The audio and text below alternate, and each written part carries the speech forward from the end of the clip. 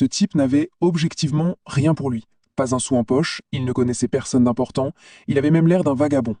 Mais il avait une chose, une seule chose qui valait tout l'or du monde. Une obsession. Un désir brûlant de devenir l'associé de Thomas Edison, le grand inventeur. Et ce qui est fascinant, c'est que Thomas Edison lui-même l'a vu. Il a regardé au-delà des vêtements usés de Barnes. Il a vu cette flamme, cette certitude dans son regard. Edison a dit plus tard qu'il avait compris qu'un homme qui désire quelque chose à ce point finit toujours par l'obtenir. Ce n'est pas une question de si, mais de quand. L'histoire de Barnes nous amène tout droit au premier grand pilier de la philosophie de Hill, le désir.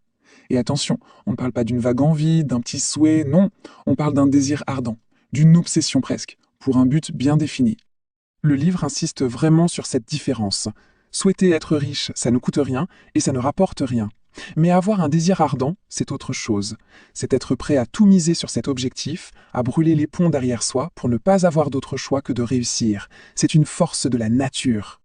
Et pour bien enfoncer le clou, le livre nous raconte une autre histoire, en miroir de celle de Barnes. C'est l'histoire de l'oncle de Darby.